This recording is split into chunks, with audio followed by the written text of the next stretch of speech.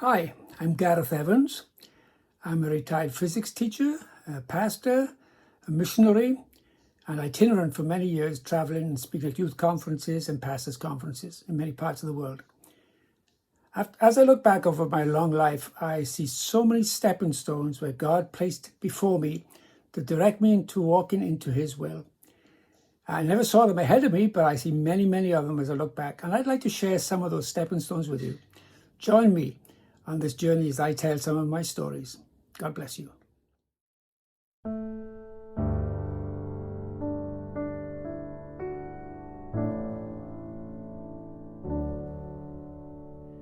One day at Ogmore Grammar School, the headmaster comes to me and says, Gareth, I'd like to consider you as my vice principal of the school. I really wasn't interested in becoming an office worker. I enjoyed teaching physics too much. I was at that time attending Cardiff University, developing electronics for the new course of the A-level standard in schools in Wales. And the university asked me if I would come there to get a master's degree, a one-year master's degree. I was very tempted. I began to consider my future at Ogmore Grammar School. Was I going to continue as a physics teacher? Or was I going to go to become a vice principal? Or was I going to go to Cardiff for this course? I began to wrestle with God about what He wanted me to do. I needed leadership. I needed God to speak to me, to show me clearly what He wanted me to do. I remember it was a Sunday, very beautiful Sunday, hot day. I'm in our church with my wife. And the church always started their services with a communion and a quiet time of worship. And there'd be a time where we'd be praying. And the pastor is leading this time. And I suddenly think to myself, if he doesn't distribute the bread before 20 past 11, I'm going home. I just felt the urge to leave and go home. I had nothing against the service. I just felt this. I needed to get alone with God. At 20 past came and the pastor had not yet issued the bread or did the communion. So I leaned over to my wife and I said, Anne, I'm going to go home. I'll see you later. And I quietly left the church.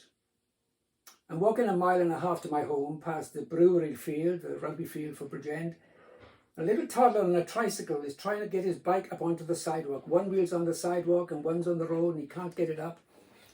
As I come past him, he turns to me and with tears in his eyes, he said, give us a shove, mister. I give him a little shove, put my hand behind him and got him on the side. And he toddles off and he waves to me and I wave to him. I said, oh, give us a shove, Lord. Give us a shove. I just need you. I feel like that boy. I'm getting nowhere. I don't know whether to go to Cardiff, whether to go become vice principal. Lord, I need your wisdom. I need you to lead me. But when Anne came home, I said, Lord, Anne, I need to see whether there's better jobs out there. Maybe there's something else out there. So tomorrow morning, love, would you get the Times educational supplement from the Times newspaper? It comes out every Monday. So the next day she got it and I bring it home, and there on the front page of the educational supplement was an advertisement. Physics teacher needed in Toronto, Canada. This had never happened before because Canadian schools are not allowed to advertise overseas. They're not allowed to advertise in Britain. But the owner of this private school in Toronto was a lawyer with offices in America, and from his American office he had sent this advertisement to the British press. He was in London at that time interviewing prospective teachers. So on the Wednesday, I went by train to London to be interviewed. Just later addenda, I was a member of the National Association of Schoolmasters at the time, and my union that day took a one-day strike. So the one-day strike I spent in London being interviewed. Mr. Giles met me, interviewed me, told me about the school, and then offered me the position as head of physics. I said, hold on, Mr. Giles. I said, I haven't talked to my wife yet about this. He said, well, talk to your wife, take the papers with you, and call me as soon as you make a decision. So I took the train back to Wales and really thinking, is this what I should be doing? I mean, is this the Lord's leading? I get to my home and there's a car parked in my driveway I didn't recognize. And I walked into the house and there were Martin and Sharon Loyley, missionary friends of ours from our Hong Kong days 6 years earlier.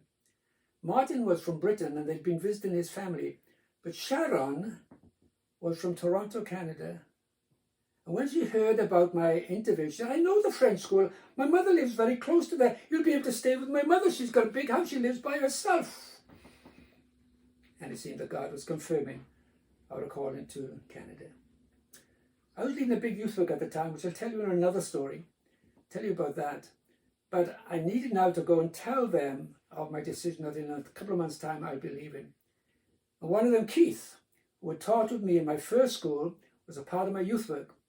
And he went to London that same week, and he was interviewed, and he became the mathematics teacher at Toronto French School. And he and I, with our 3 boys for his and 3 girls with me, emigrated that year to Canada. God was preparing a way for us.